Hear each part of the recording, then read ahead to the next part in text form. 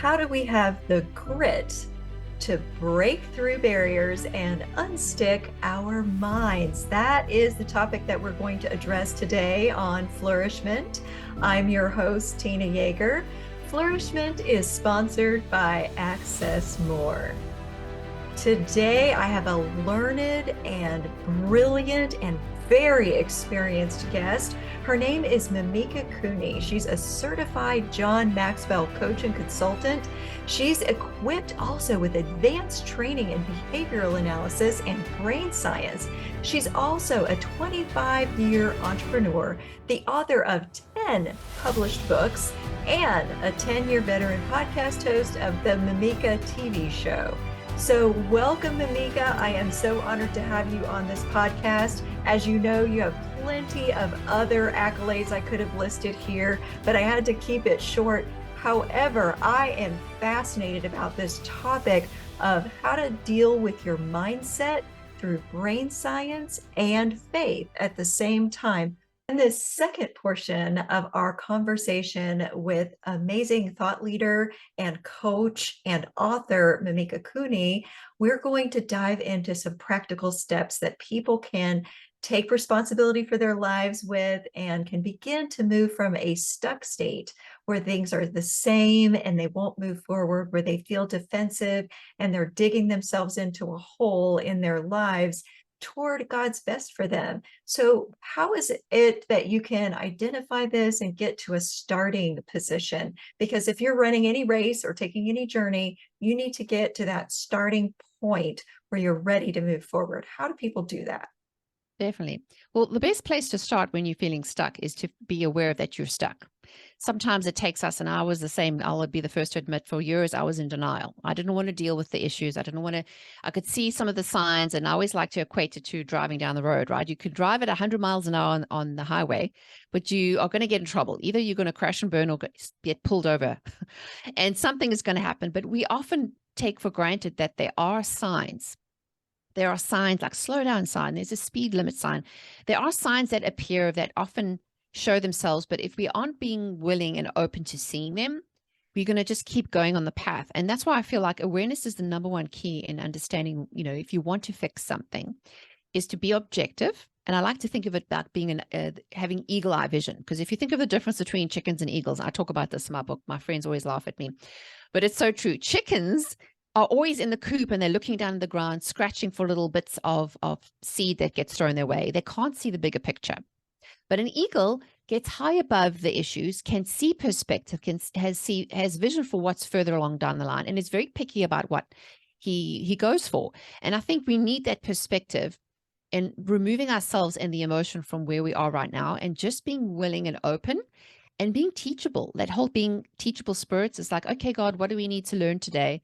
I think is the key to really getting yourself unstuck and saying, what is holding me back? It's like you got your car stuck on the side of the road. What's the first thing we do is lift up the hood, right?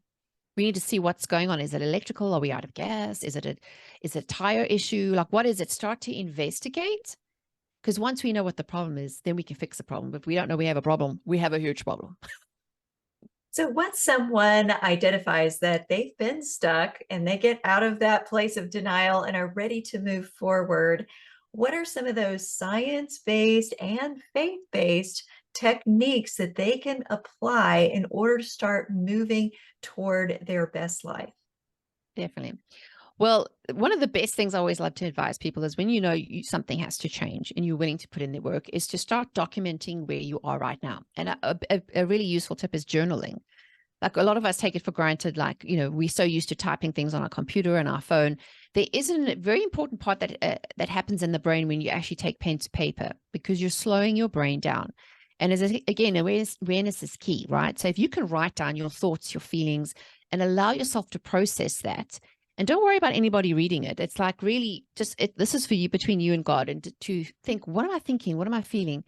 And then you can read it back, because awareness is creating that separation of how you're feeling in the moment and then reading it later and looking at it objectively to understand where the problem is. And I don't know about you, but I've had those moments where I read back, oh my gosh, girl, do you really talk to yourself like that? Like, seriously, why would you say that to anybody? And you start to get that awareness, and then you can start to see what the problem is. Because then we can put boots to the ground and start to think, okay, this needs work. Just like if you go to the gym, right? You can't lift 100 pounds the first time you walk in the gym. You'll hurt yourself. You got to start slowly. So a little bit by little bit. And just that consistency, where we talked about grit before, is that grit comes in when you just persist with doing one thing again, even if you don't see the results immediately. You're growing your muscle memory, and you're building your mindset muscle to be able to handle more, and you start to develop. And again, it's just baby steps. Do one thing and then celebrate. Like all my clients always laugh at me as well. Say, okay, we did the one thing. What are we celebrating today? And it sounds kind of lame, but it's so true. Your brain needs closure, and we need to show it that we've achieved something. Like, I know us women are terrible at this. We can make loads of lists and we'll tick off things off the list. But what do? We focus on the things that we haven't done, and we beat ourselves up and we think we're terrible and we had an awful day. Where if we could just flip the script and say, wow, you did that one thing today. That was really hard. That took a lot out of you, but you actually did it. And sit in that moment and celebrate. And I just imagine myself like, okay, I'm going to sit in Father God's lap, and yeah, we're going to, like, Santa Claus, and I'm so excited. This is what we did. And it kind of feels counterintuitive at first. But when you start to train your brain that we are celebrating the wins, we are counting our blessings, which is the whole gratitude piece, which neuroscience shows actually works, because the Bible's already told us we can do this. We do this slowly. We partner with God. We renew our mind daily, and we overcome those thought patterns and habits to eventually, so we can live a free life. And God's strength comes to us when we find that joy and we step into that purpose of who He's designed us to be. I love that you're talking about celebration, which is kind of counterintuitive. The world keeps us in this place of being so discouraged, we have to keep striving. And yet, if you look through the history of Scripture, God always encourages His people to take a day as a feast day. And it's a worship day to thank God for the goodness He's shown to His people. And when we're celebrating what we've done well in our steps with God, we're really celebrating what God has done to bless us and bless others through us, aren't we? Definitely. Yeah, exactly. We have to just look at what God has done in the past through the Bible, as well as what He does with nature. Like, there are always seasons, right? Seasons. We have a winter season, we have a spring, we have an autumn, and we have a fall. And why is that? We can't always live in right now. And that's what society has done, which is not great for all of us. It's kept us on this constant loop of go, go, go, go, go, go. There's no off. Like, if you remember the old fairy tales of the day, in the beginning, once upon a time, but then at the end of the story was the end. Yay, we've had closure. We can applaud. We can be finished. Yay, we have that sense of accomplishment, right? It's like reading a good book. You want to feel like there's a good ending. But what's happened is we're living our lives on cliffhangers. We're constantly being looped from one crisis to the next crisis to the next crisis. And it actually is debilitating us physiologically in our brain, in our hormones. That's why stress is so high, why anxiety and depression is so high. It's like, imagine yourself with your finger in the plug and you're electrocuting yourself. If you never take your finger out the plug, you're going to fry yourself. So it's the same thing, is we have to disconnect. And anyway, if God needed a day to rest after He created the world, who am I to think that I need anything less? So I definitely think rest is also one of the most underrated pieces of just living, that we think is almost a sign of weakness, but it's actually a show of strength. If you know when to say, you know what, I need to rest, I need to recoup, I need to gain my strength, I need to gain my thoughts, and start at the beginning. That's always the joy. Now, I'm imagining there are some people that are listening that would say, well, that's all good and well for this Olympic skater, this entrepreneur to have grit, but I'm just not wired that way. Are there some people who are wired for grit, or is that something that experience teaches us? Yeah, this isn't something about that whether you have it or not. And we cannot, first of all, we cannot compare ourselves to someone else's journey. As I said, sometimes when people read my bio, I'm like, really, that's not what's important to me. It's really understanding what it is it takes to be able to walk this life. And believe me, I'm the first one to admit that I gave up my membership to Control Freaks and Perfectionist Anonymous a long time ago, because being a perfectionist is way too exhausting. And I've realized I just have to have the mindset of I'm new. I need to learn this from the beginning. And it's not something that I was just born with. It really is built in through process experience.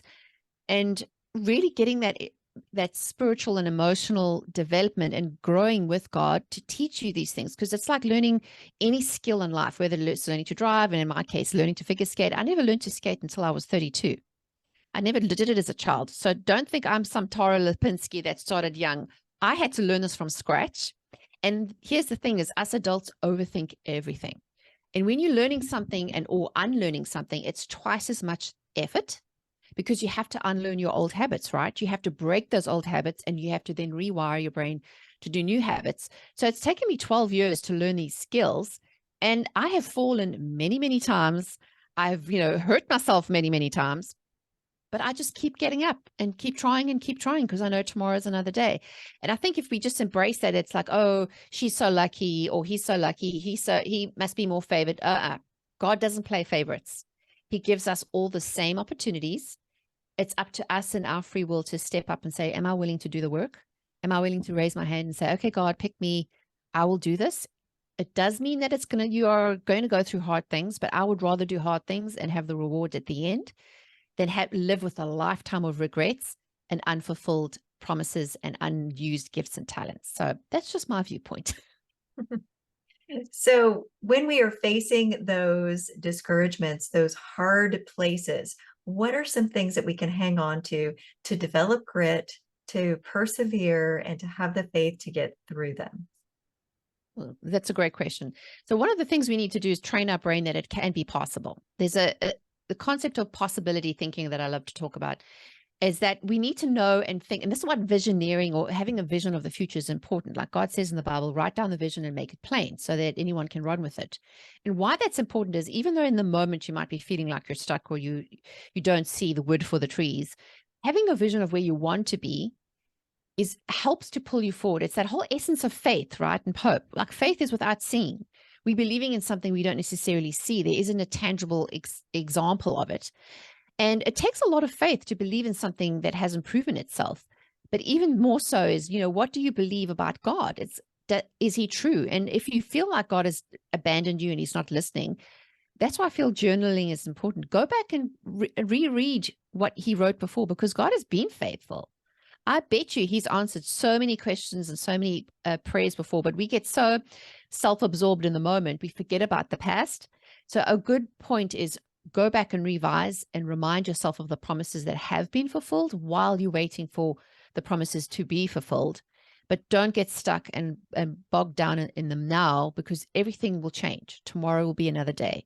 And that's just really the essence of faith, and where faith and grit meet is where we have persistence and faith and resilience to eventually get to the other side of where we know God is sending us to.